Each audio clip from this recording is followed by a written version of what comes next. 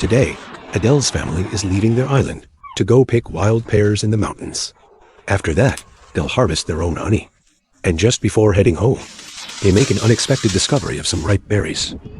The morning sun bathes the island in light. Adele is already up and about, starting his day. He's watering their small vegetable garden. The brother and sister have just woken up and are getting ready to wash their faces by the river. Adele tells the kids that the family is taking a trip up the mountain today. They're headed to the high-altitude pasture where they used to live. Faranjis already has the tea ready. The family shares a cup of hot tea in their reed shelter to warm up.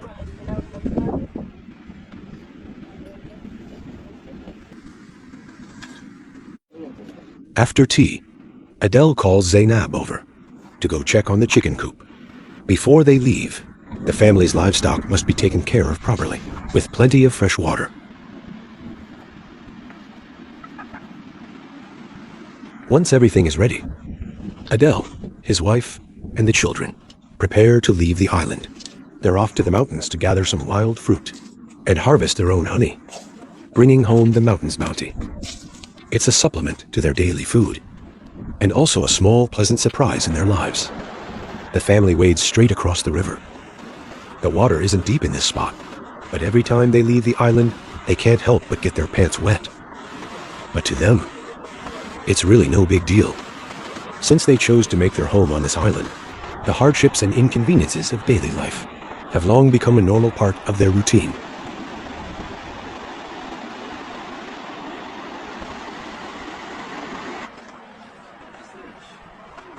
After leaving the island, they now have to travel by car to reach their destination.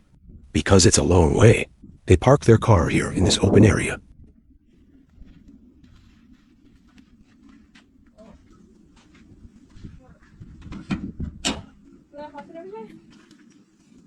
Soon, the car is navigating the winding mountain roads, climbing towards the high-altitude grazing area. Many herder camps are scattered throughout the area. Along the way, they even see a flock of sheep crossing the road. These flocks are on their seasonal migration. It's already autumn, and as the temperatures in the high mountains begin to drop and the pastures start to thin out, the herders lead their flocks from the high-altitude summer pastures, where they started, down to the warmer lowlands to wait out the winter.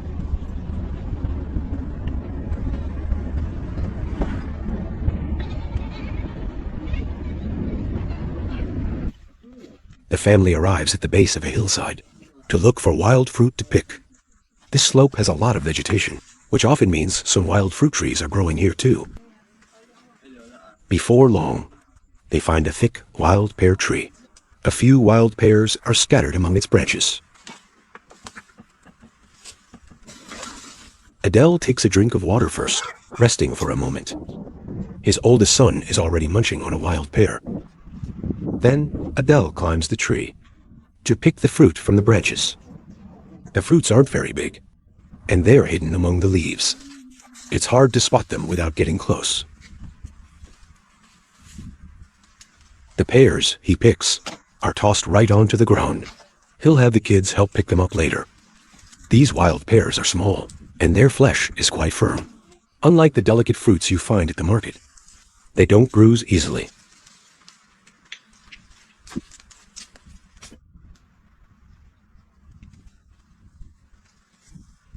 The most efficient way to pick wild pears is to shake the tree.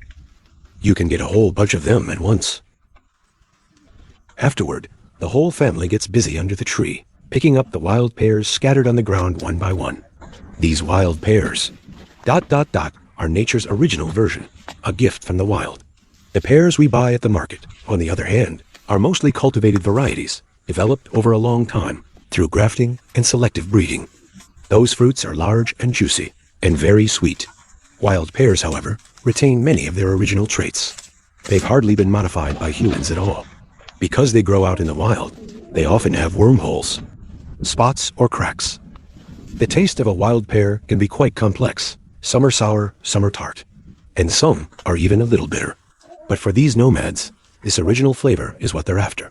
Long ago, in many places, they were used to quench thirst, and even as medicine. After tasting the wild pears, Adele spotted a tree down below, loaded with fruit. He quickly called his wife and kids over to come down and help pick them. This tree was covered in little golden yellow fruits. They're actually a type of wild jujube, pretty common around here. You can just pick them and pop them right in your mouth. The first thing you taste is a bit of tartness, but then a light, fresh sweetness comes through. For the locals, these wild jujubes are nature's candy. They figured they'd just pick some to take back with them. Just enough to have a taste was plenty. No need to grab too many. Little Fatima curiously gnawed on a wild pear, but since she doesn't have any teeth yet, she couldn't really bite it. She could only hold it in her mouth, drooling.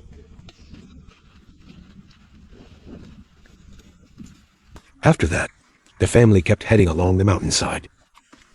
Here on the slope, there were a few wild pear trees scattered about. Adele is getting ready to climb this one, to pick some pears.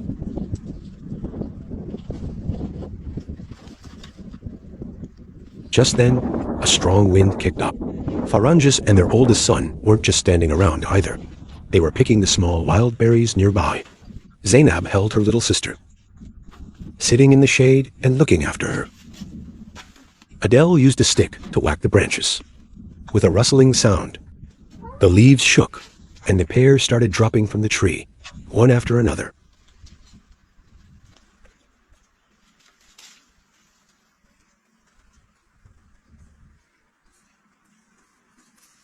In no time, Faranges and Ali finished picking the little berries, and Adele had climbed down from the tree. Wild pears were scattered on the ground, so the brother and sister started picking them up.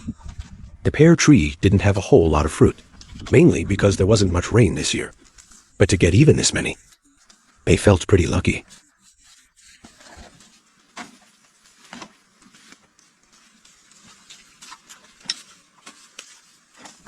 After they finished picking the fruit from this tree, the family left, heading to the next spot.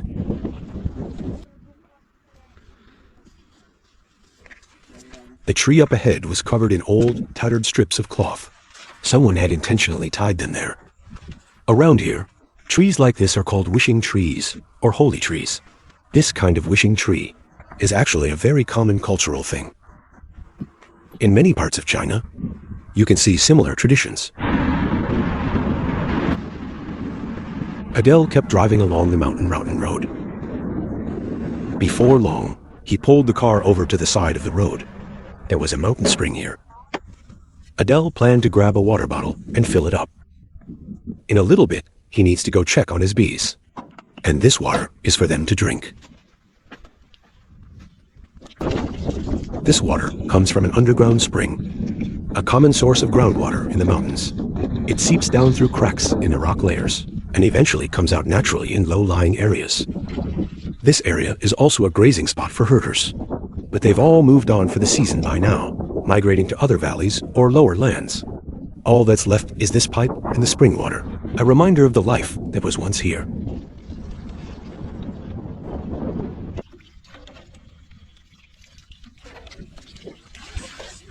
After filling the water bottle, the family hit the road again. In a little while, they reached their apiary up in the mountains. This place used to be their high-altitude pasture during the summer, but now all the nearby herders have also moved on and left. Only the stone walls and some signs of life remain, along with these rows of beehives. Adele first lit some kindling to create some smoke. That way, when he goes to get the honey, the bees won't attack him.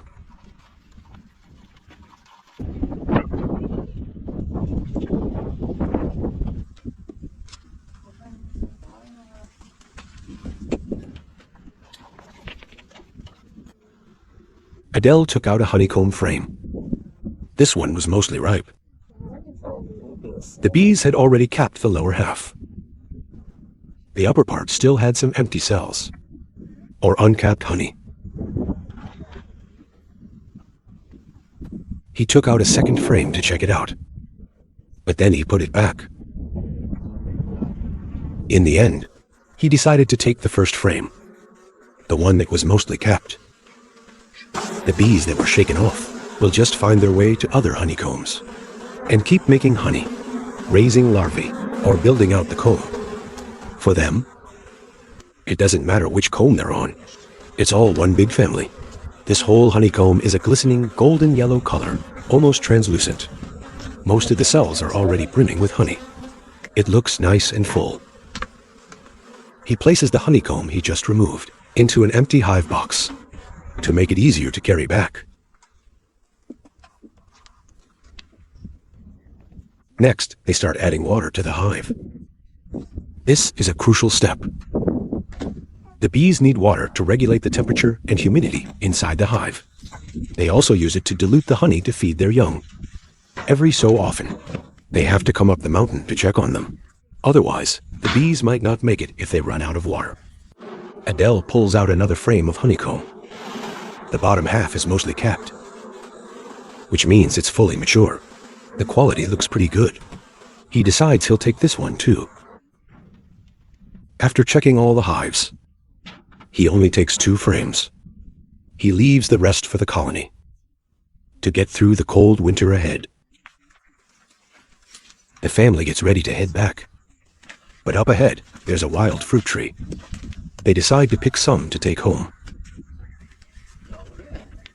These small, purplish-red berries on the branches are barberries. They taste sour and tart with a hint of bitterness.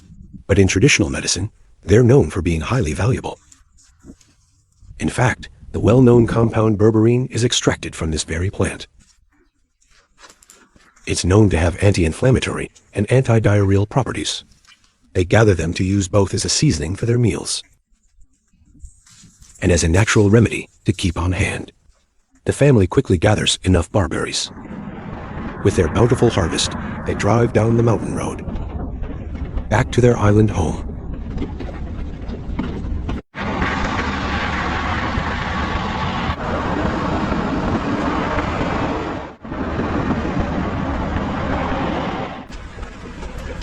Before long, they arrive.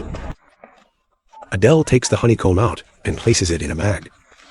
The hive box stays in the truck. They'll bring it back to the apiary next time.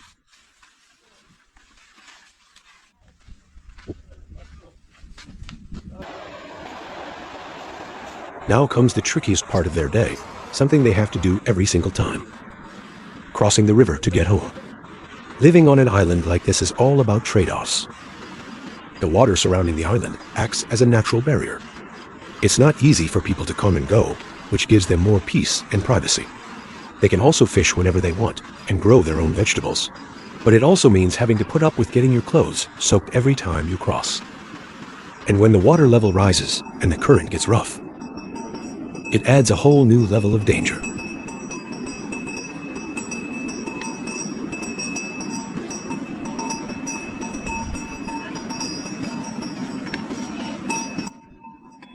Adele tells his oldest son to come on back and let the sheep graze on their own.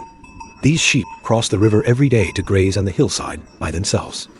They don't need much supervision. From the island, the family can spot anything out of the ordinary. So for the most part, the animals are pretty safe.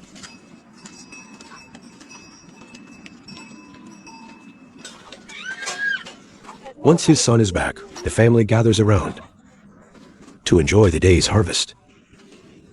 Sweet and crisp wild pears, and the barberries, which are a little tart, but packed with medicinal benefits. And so the family sits together under a reed shelter, eating these gifts from nature, and talking about the days ahead. Life may be simple, but with this sense of togetherness and a good harvest, it feels incredibly rich. This is their own kind of happiness. The Island Chapter, a story still being written.